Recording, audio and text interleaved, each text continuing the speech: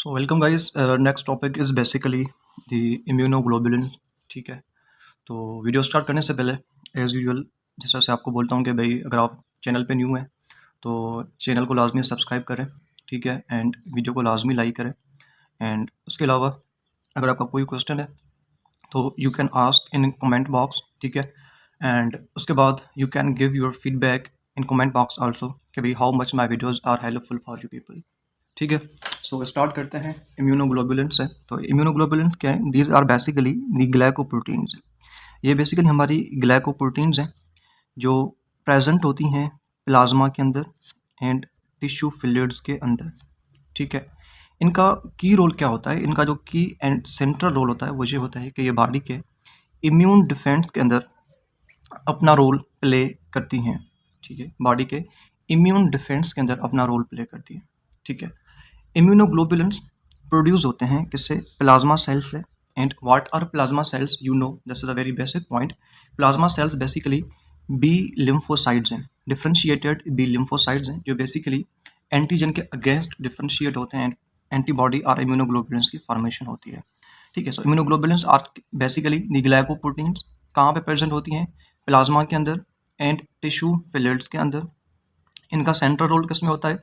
Body defence के अंदर। ठीक है, इम्यूनोग्लोबुलिन्स किस चीज़ से प्रोड्यूस होते हैं? So these are produced by plasma cells and plasma cells are basically the differentiated B lymphocytes. ठीक है, अच्छा, ये जो इम्यूनोग्लोबुलिन्स हैं ये प्रोटीन्स क्या कर सकती हैं? तो याद रखना कि ये बेसिकली बॉडी के अंदर रिकग्नाइजेशन कर सकती हैं किसकी? एंटीजन की। एंड उस स्पेसिफिक एंटीजन के साथ बाइंड कर सकती हैं, उन एंटीजेंस को न्यूट्रलाइज कर सकती हैं। ठीक है, एंड उन एंटीजेंस की ऑप्सोनाइजेशन कर सकती हैं। ऑप्सोनाइजेशन मीन्स डिस्ट्रक्शन, उनकी तबाही कर सकती हैं ये एंटीबॉडीज और इम्यूनोग्लोबुलिन्स। याद रखना there is a certain difference between immunoglobulin and you can say antibodies, वो हम लेटर ऑन डिस्कस करते हैं। ठीक है, अच्छा, उसके बाद there is the classification of immunoglobulins. Immunoglobulins की क्लासिफिकेशन दी गई है, this thing is very important. ठीक है, अच्छा, याद रखना कि हमारे जो इम्यूनोग्लोबुलिन्स है ना इसके टोटल 5 क्लासेस हैं, 5 मेन क्लासेस। ठीक है, अच्छा, ये जो हम 5 मेन क्लासेस बनाते हैं ये किस बेसिस के ऊपर बनाते हैं? ठीक है, याद रखना they are formed on the basis of, जो हैवी चेन है ना इसके स्ट्रक्चरल डिफरेंस के ऊपर बनाते हैं।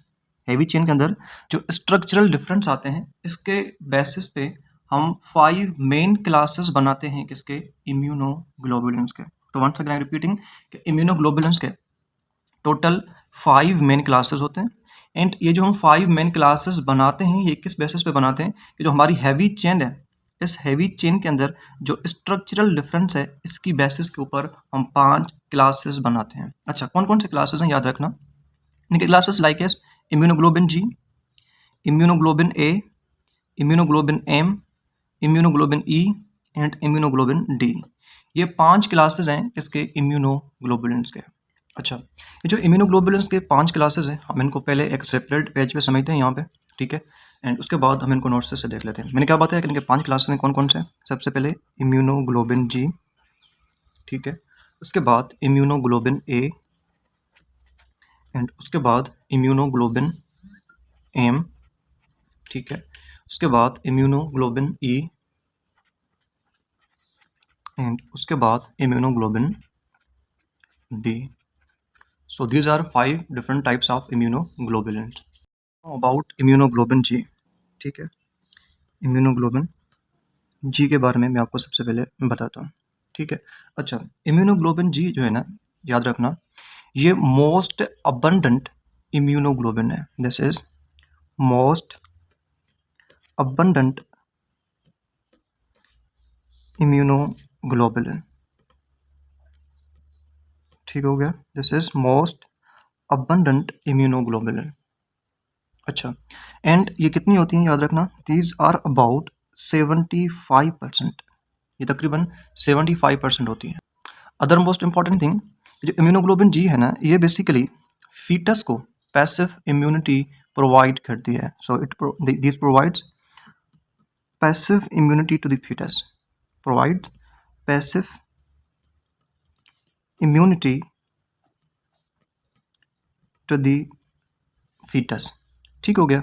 अच्छा, उसके बाद ये बेसिकली एक्टिवेट करती हैं किसको, एक्टिवेट करती हैं बॉडी के अंदर कॉम्प्लीमेंट सिस्टम को, कॉम्प्लीमेंट सिस्टम को, एंड अदर थिंग ये पैथोजेंस की ऑप्सोनाइजेशन करवाती हैं। पैथोजेंस की ऑप्सोनाइजेशन मीन्स उनकी डिस्ट्रक्शन। ठीक हो गया। So these are certain points related to the immunoglobin G. सबसे पहले मोस्ट इंपॉर्टेंट थिंग कि immunoglobin G, these are most abundant immunoglobulin, and ये कितनी होती हैं 75%। This thing is very important and you have to remember. ये foetus को passive immunity provide करती हैं, ठीक है, एंड साथ में ये कॉम्प्लीमेंट सिस्टम को एक्टिवेट करके पैथोजेंस की ऑप्सोनाइजेशन करवाती हैं, उनकी डिस्ट्रक्शन करवाती हैं। उसके बाद इम्यूनोग्लोबुलिन ए, ठीक है। अच्छा, ये जो ग्लोबुलिन ए है ना, याद रखना, ये बेसिकली प्रेजेंट होती हैं किसके अंदर, सीक्रेशंस के अंदर। ये प्रेजेंट होती हैं सीक्रेशंस के अंदर। कौन सी secretions, you have to remember, like as saliva, ठीक है, टीयर्स, कोलोस्ट्रम, ठीक है, एंड म्यूकस। ठीक हो गया।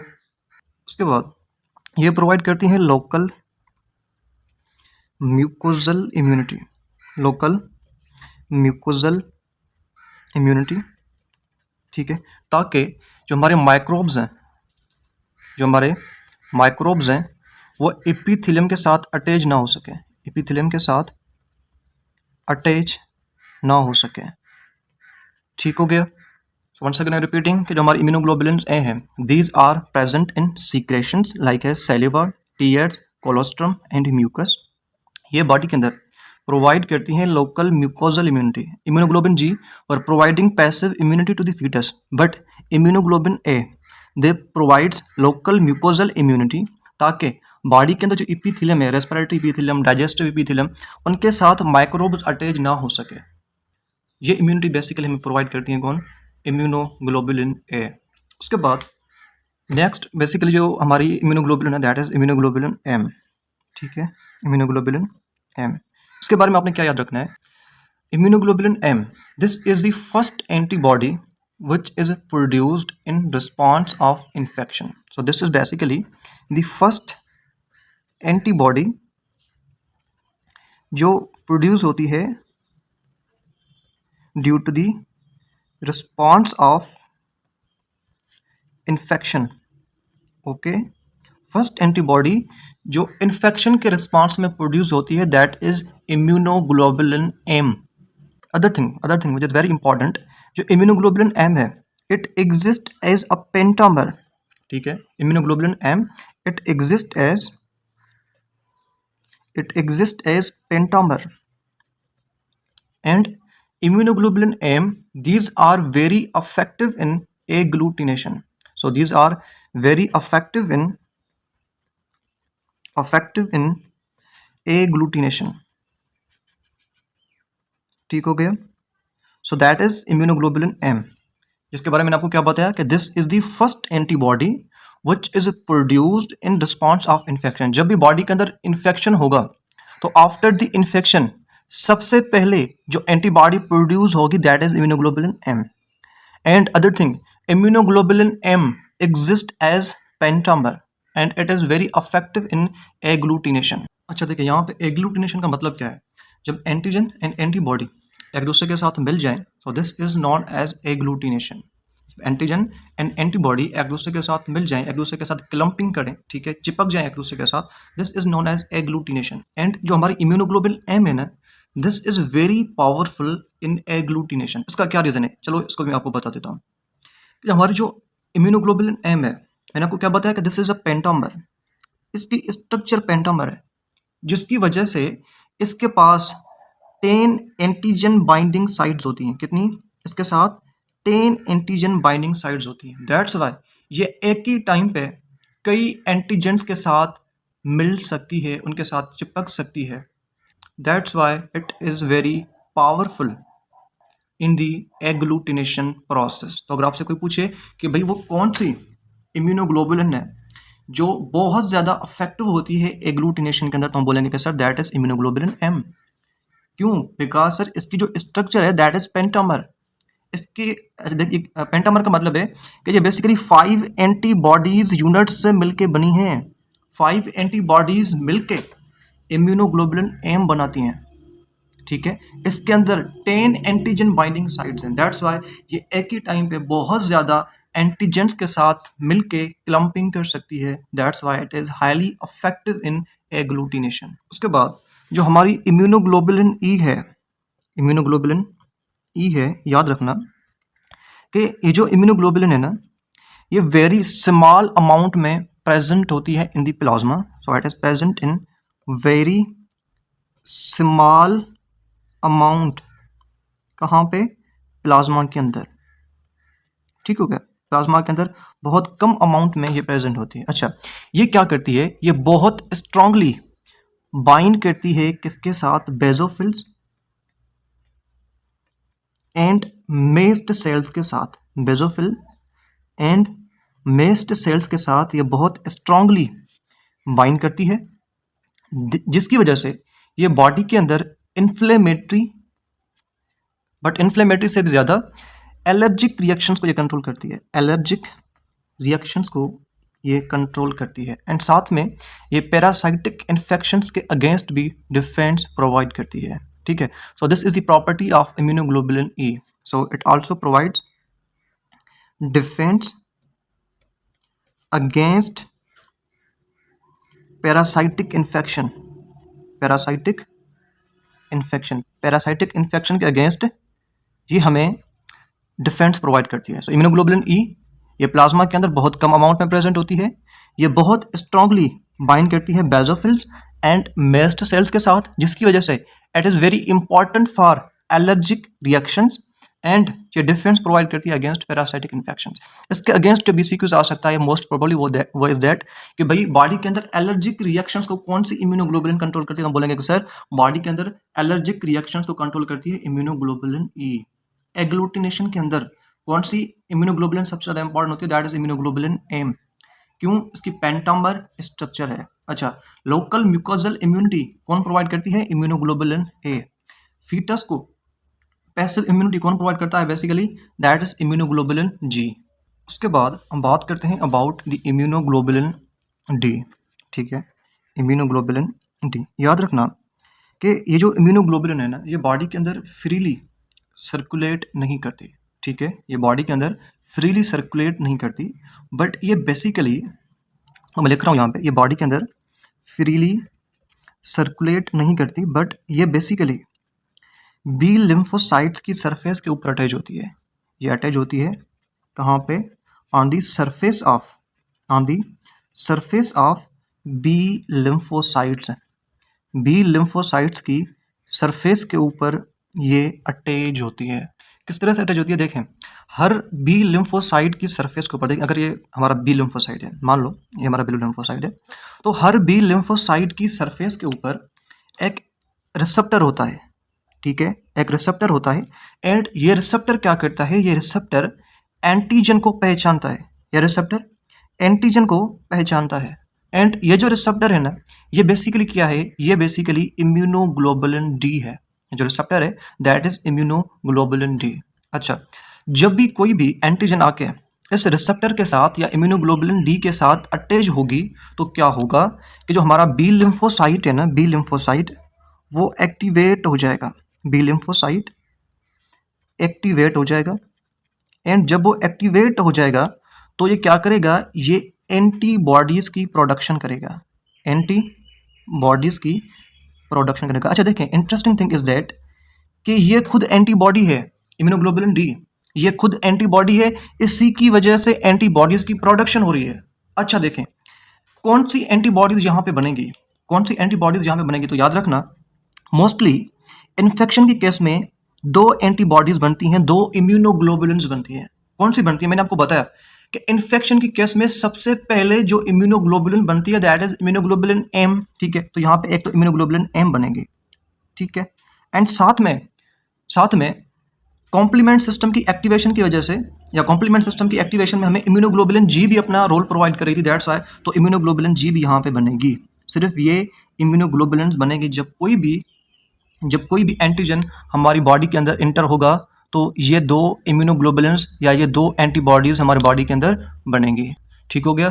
So that was about immunoglobulin D, जिसके बारे में आपको क्या पता है कि ये बॉडी के अंदर फ्रीली एग्जिस्ट नहीं करती, बट ये अटैच होती है बी लिम्फोसाइट्स की सरफेस के ऊपर, क्योंकि हर बी लिम्फोसाइट्स की सरफेस के ऊपर एक रिसेप्टर होता है जो एंटीजेंस को पहचानता है, एंड वो जो रिसेप्टर है that is immunoglobulin D. So that was all about the immunoglobulins and its types. ठीक है, तो अभी हम बेसिकली रिटर्न करते हैं अपने नोट्स की तरफ, वहाँ पे इन चीज़ों को देखते हैं। Okay, so look at here, this is immunoglobulin जी, जिसके बारे में मैंने आपको क्या बताया कि this is most abundant immunoglobulin. ठीक है, ये कितनी होती है बॉडी के अंदर? 75% होती है। ये क्या करती है? ये प्लेसेंटा को क्रॉस करती है एंड फीटस को बेसिकली पैसिव इम्यूनिटी प्रोवाइड करती है। ये बॉडी के अंदर एक्टिवेट करती है कॉम्प्लीमेंट सिस्टम को एंड पार्टिसिपेट करती है in the opsonization of pathogens. जब पैथोजेंस या एंटीजेंस आते हैं तो उनको डिस्ट्रक्शन के अंदर इसका बहुत इंपॉर्टेंट रोल होता है। उसके बाद इम्यूनोग्लोबुलिन ए, मैंने आपको बताया कि ये फ्रीली सीक्रेशंस के अंदर प्रेजेंट होती है, लाइक इज सैलिवा के अंदर, टीयर्स के अंदर, कोलोस्ट्रम के अंदर। कोलोस्ट्रम क्या होता है? जब कोई भी प्रेग्नेंट फीमेल होती है, उस प्रेग्नेंट फीमेल के ब्रेस्ट के अंदर जो मिल्क होता है उसको बेसिकली बोलते हैं कोलोस्ट्रम। ठीक है, एंड म्यूकस। उसके बाद immunoglobulin A, it provides local mucosal immunity and prevents microbial attachment to the epithelial cells. Now about immunoglobulin M. Okay, immunoglobulin M क्या है? This is the first antibody which is produced in response of infection. ठीक है, and immunoglobulin M ये basically as a pentamer के तौर पे exist करती है, and immunoglobulin M is very effective in agglutination. ठीक है, मैंने आपको बताया कि एग्लूटिनेशन में बहुत ज़्यादा इंपॉर्टेंट है। ठीक है, बिकॉज ऑफ इट्स स्ट्रक्चर, जिसकी वजह से ये कई एंटीजेंस के साथ एट अ टाइम बाइंड कर सकती है। उसके बाद ये कॉम्प्लीमेंट एक्टिवेशन में अपना रोल प्ले करती है। उसके बाद immunoglobulin E, it is very small amount present in very small amount in plasma. ठीक है, ये बाउंड करती है किसके साथ? मेस्ट सेल्स एंड बेसोफिल्स के साथ, एंड ये कंट्रोल करती है एलर्जिक रिएक्शंस को। ठीक है, एंड साथ में पैरासाइटिक इन्फेक्शंस के अंदर भी इसका रोल होता है। नाउ अबाउट इम्यूनोग्लोबुलिन डी, ये वेरी लो कंसंट्रेशन के अंदर प्रेजेंट होती है, एंड मैंने आपको यह बताया कि it act as a surface receptor of immature B cells. ठीक है, and it helps in B cells activation. B cells की एक्टिवेशन में किस तरह से हेल्प करती है? जब कोई भी एंटीजन आके इम्यूनोग्लोबुलिन डी के साथ बाइंड करता है तो इसकी बाइंडिंग की वजह से बी सेल इमेच्योर स्टेट से आके मेच्योर स्टेट में आ जाएगा एंड वो एक्टिवेट हो जाएगा एंड एंटीबॉडीज की प्रोडक्शन होगी। मैंने आपको बताया था कौन सी एंटीबॉडीज, कौन सी इम्यूनोग्लोबुलिन्स प्रोड्यूस होंगी, immunoglobulin G and immunoglobulin M. अच्छा, उसके बाद now is the difference between immunoglobulins and antibodies, कि एंटीबॉडीज एंड इम्यूनोग्लोबुलिन्स के अंदर क्या डिफरेंस होता है। देखें, this is a very confusing concept, मैं इसको बहुत अच्छे से आपको समझाता हूँ। अच्छा देखें, सबसे पहले इम्यूनोग्लोबुलिन्स क्या होती हैं? इम्यूनोग्लोबुलिन्स क्या होती हैं? देखें, ये बेसिकली प्रोटीन्स हैं। ठीक है, जो हमारा इम्यून सिस्टम बनाता है, एंड इम्यून सिस्टम में जो हमारे बी लिम्फोसाइट्स हैं, बी लिम्फोसाइट्स, ये बेसिकली इम्यूनोग्लोबुलिन्स को बनाता है। सॉरी, यस, कि immunoglobulins basically are produced by B lymphocytes. B lymphocytes इनको बनाते हैं। ठीक है, या वी कैन से कि जो हमारे प्लाज्मा सेल्स हैं वो बनाते हैं किसको? इम्यूनोग्लोबुलिन्स को। नाउ अच्छा, इनको इम्यूनोग्लोबुलिन्स क्यों बोल रहे हैं? बिकॉज इनकी जो स्ट्रक्चर है that is a globular structure, इनकी ग्लोबुलर स्ट्रक्चर है, दैट्स वाई इनको हम बेसिकली इम्यूनोग्लोबुलिन्स बोल रहे हैं, because of their globular structure. इनका काम क्या होता है? बॉडी के अंदर डिफेंस करना। सो इनका जो मेन रोल है दैट इज इन डिफेंस। ठीक है, इनका काम होता है बॉडी के अंदर डिफेंस। तो इनके एग्जांपल्स मैंने आपको बता दिया, immunoglobulin G, immunoglobulin A, immunoglobulin M, immunoglobulin E, immunoglobulin D. अच्छा, इनका काम क्या होता है? डिफेंस करना बॉडी के अंदर। ठीक है, एंड जो फॉरेन पार्टिकल्स हैं इनके अगेंस्ट एक्शन शो करना। अच्छा, जब ये इम्यूनोग्लोबुलिन्स फॉरेन पार्टिकल से मिलते हैं, ठीक है, उनको डिस्ट्रॉय करने की कोशिश करते हैं, तो उस टाइम हम इन इम्यूनोग्लोबुलिन्स को बोलते हैं एंटीबॉडी। क्या बोलते हैं? At that time immunoglobulin is said to be antibody. तो एक इम्यूनोग्लोबुलिन एंटीबॉडी हो सकती है, एंटीबॉडी हो सकती है कब? जब इम्यूनोग्लोबुलिन एंटीजन के साथ मिले एंड फॉरेन पार्टिकल को डिस्ट्रॉय करे, सो उस टाइम पे हम बेसिकली बोलेंगे कि भाई जो हमारी इम्यूनोग्लोबुलिन है नाउ इट इज एंटीबॉडी, या हम बोलें कि जब ये एंटीजन के अगेंस्ट अपना एक्शन शो करे, जब ये अगेंस्ट एंटीजन अपना एक्शन शो करे तो हम बोलेंगे कि नाउ इट इज एंटीबॉडी। ठीक हो गया। सो इम्यूनोग्लोबुलिन्स क्या है? These are the proteins, globular proteins which are produced by B lymphocytes. इनका काम क्या होता है? बॉडी के अंदर डिफेंस में अपना रोल प्ले करना। बट एंटीबॉडी क्या है? एंटीबॉडी बेसिकली उसको बोलते हैं जब इम्यूनोग्लोबुलिन्स एंटीजेंस के साथ मिले या किसी फॉरेन पार्टिकल के साथ मिले एंड उनको डिस्ट्रॉय करें, एट दिस टाइम हम बोलेंगे कि this is antibody. It means that के इम्यूनोग्लोबुलिन्स आर नाउ एंटीबॉडीज। अच्छा, अब देखें डिफरेंस क्या होता है। ऑल द टाइम ऐसा नहीं होता कि जो इम्यूनोग्लोबुलिन्स हैं ये एंटीजेंस के साथ मिलेंगे, ठीक है, एंड फॉरेन पार्टिकल्स को डिस्ट्रॉय करेंगे।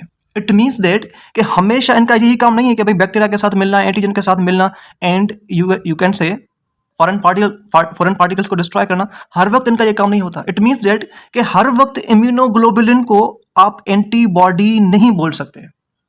ठीक हो गया। हर वक्त आप इम्यूनोग्लोबुलिन को एंटीबॉडी नहीं बोल सकते। इसका रीजन यही है कि हर वक्त इम्यूनोग्लोबुलिन बैक्टीरिया को डिस्ट्रॉय नहीं करेगा, इसके और काम भी है। और काम कौन से हैं देखें, मैं आपको एक एग्जांपल देता हूं। देखें, हमारे पास इम्यूनोग्लोबुलिन डी है, इम्यूनोग्लोबुलिन डी। मैंने अब देखे क्या है, दिस इज इम्यूनोग्लोबुलिन। इस चीज से आप बताओ मैंने, दिस इज इम्यूनोग्लोबुलिन, ठीक है, this is a globular protein, ठीक है। अच्छा, ये इम्यूनोग्लोबुलिन है, ये करती क्या है? इसका काम है बी सेल्स की एक्टिवेशन। इसका काम क्या है? बी सेल्स की एक्टिवेशन। अगर बैक्टीरिया आएगी, कोई एंटीजन आएगी, तो इसके अगेंस्ट ये एक्शन शो नहीं करेगी, बैक्टीरिया को नहीं मारेगी, एंटीजन को नहीं मारेगी। इट मीन्स दैट कि at this stage immunoglobulin is not a antigen. ठीक है, अब आपको समझ आ गया होगा कि हर वक्त इम्यूनोग्लोबुलिन एंटीजन, हर वक्त इम्यूनोग्लोबुलिन एंटीबॉडी नहीं होती। इम्यूनोग्लोबुलिन एंटीबॉडी तब होती है जब वो किसी फॉरेन पार्टिकल के साथ मिलके उसको तबाह करे, उसको खत्म करे, तो तब हम इम्यूनोग्लोबुलिन को बोलेंगे कि भाई this is a antibody. But जब वो किसी फॉरेन पार्टिकल को खत्म नहीं कर रही, ठीक है, तो हम बोलेंगे कि now this is not a antibody, now this is only the immunoglobulin. इस स्टेज में ये सिर्फ इम्यूनोग्लोबुलिन है, बट ये एंटीबॉडी नहीं है। अगर आप इस स्टेज में इसको एंटीबॉडी बोलोगे तो ये बहुत बड़ी ज्यादती है। अच्छा, उसके बाद देखें हमारा जो इम्यूनोग्लोबुलिन जी है, इम्यूनोग्लोबुलिन जी, मैंने आपको क्या बताया कि इसका बेसिकली डिफेंस में अपना रोल होता है। जब कोई भी एंटीजन, कोई भी फॉरेन पार्टिकल बॉडी में आता है तो इसके ये खाती हैं। जब वो फॉरेन पार्टिकल को खा रही हैं, उसके अगेंस्ट अपना एक्शन शो कर रही हैं, तो एट दैट स्टेज, उस स्टेज में these are antibodies. But sometime immunoglobulin का रोल होता है एज अ मेमोरी सिग्नल। ये बॉडी के अंदर मेमोरी सिग्नल्स जनरेट करती हैं लॉन्ग टर्म प्रोटेक्शन के लिए। जब ये मेमोरी सिग्नल्स जनरेट करें फॉर लॉन्ग टर्म प्रोटेक्शन, तो एट दिस स्टेज यही इम्यूनोग्लोबुलिन, आप इसको इम्यूनोग्लोबुलिन तो बोल सकते हो, आप इसको एंटीबॉडी नहीं बोल सकते। ठीक हो गया। अच्छा, मैं आपको एक और एग्जांपल देता हूं इम्यूनोग्लोबुलिन एम का। मैंने आपको क्या बताया था कि ये वो वाली इम्यूनोग्लोबुलिन है, ये तब प्रोड्यूस होती है जब बॉडी के अंदर कोई भी इन्फेक्शन होता है, जब कोई भी एंटीजन आती है, जब कोई भी बैक्टीरिया आएगा, जब कोई भी वायरस आएगी, तो सबसे पहले ये एक्टिवेट होता है। ठीक है, एंड जब वो उसको खा रहा हो, ठीक है, उसके अगेंस्ट अपना एक्शन शो कर रहा हो, तो at this stage this is a antibody. तब हम उसको क्या बोलेंगे? तब हम उसको बोलेंगे कि भाई दिस इज अ एंटीबॉडी। जब वो फॉरेन पार्टिकल के साथ मिल रहा है, उसको खत्म कर रहा है, उसको डिस्ट्रॉय कर रहा है, तो हम बोलेंगे कि भाई immunoglobulin M acting as antibody. But sometime क्या होता है कि समटाइम बॉडी के अंदर जो डेड सेल्स होते हैं, बॉडी के अंदर डेड सेल्स एंड कुछ डैमेज्ड टिश्यूज होते हैं, डैमेज्ड टिश्यूज, जब dead cells and damaged tissues को ये इम्यूनोग्लोबुलिन एम देखता है ना, तो इम्यूनोग्लोबुलिन एम क्या करता है? इम्यूनोग्लोबुलिन एम बेसिकली बुलाता है, किसको बुलाता है? मैक्रोफेजेस को बुलाता है, मैक्रोफेजेस को बुलाता है। एंड मैक्रोफेजेस आएंगे इन डेड सेल्स को एंड इन डैमेज्ड सेल्स को, इन डैमेज्ड टिश्यूज को खा जाएंगे, उनको उनकी क्लियरेंस करेंगे। ठीक है, अब देखें इम्यूनोग्लोबुलिन एम ने अपना रोल प्ले किया, तब मैक्रोफेजेस आए, तब इन सेल्स की क्लियरेंस हो गई। इस स्टेज में जब इसने ये वाला काम किया, मैक्रोफेजेस को बुलाया, इस स्टेज में इम्यूनोग्लोबुलिन एम सिर्फ ही सिर्फ क्या है? इम्यूनोग्लोबुलिन है। इस स्टेज में this is not a antibody. इस स्टेज में आप इसको एंटीबॉडी नहीं बोल सकते। सो दिस इज अ की difference between immunoglobulin and antibody. Antibody आप तब बोलोगे जब किसी फॉरेन पार्टिकल के अगेंस्ट, एंटीजन के अगेंस्ट ये अपना एक्शन शो करेंगी। Okay, so although the terms are immunoglobulin and antibody, these terms are interchangeably, but they have a subtle differences, like as immunoglobulins refers to the entire family of structurally similar glycoproteins which are produced by B cells, but antibody Antibody refers to the specific immunoglobulin molecule which is binding to a particular antigen. That's why all the antibodies are immunoglobulins, but all the immunoglobulins are not antibodies. मैंने आपको बताया कि हर वक्त immunoglobulins antibodies नहीं होती, ठीक है. So in simple terms, immunoglobulin is a structural term, antibody is a functional term. So that is the end of this video, जिसके अंदर हमने इम्यूनोग्लोबुलेंस के बारे में पढ़ा, इम्यूनोग्लोबुलेंस के टाइप्स के बारे में पढ़ा and differences between immunoglobulins and antibodies के बारे में पढ़ा. ठीक है, इसका जो नेक्स्ट वीडियो है हम स्ट्रक्चरल यू कैन से एस्पेक्ट ऑफ एंटीबॉडी के बारे में पढ़ेंगे या इम्यूनोग्लोबुलिन, ठीक है, कि इनके स्ट्रक्चर किस तरह की होती है एंड इनके क्या और फंक्शंस होते हैं. सो मेरी कोशिश यही थी कि मैं एक ही वीडियो में दोनों चीज़ों को कवर करूँगा, बट नहीं हो सका बिकॉज मैंने इन सारी चीज़ों को बहुत डिटेल में एक्सप्लेन किया. That's why. So further things we will discuss in next video. So तब तक अपना ख्याल रखिएगा. अल्लाह हाफिज़.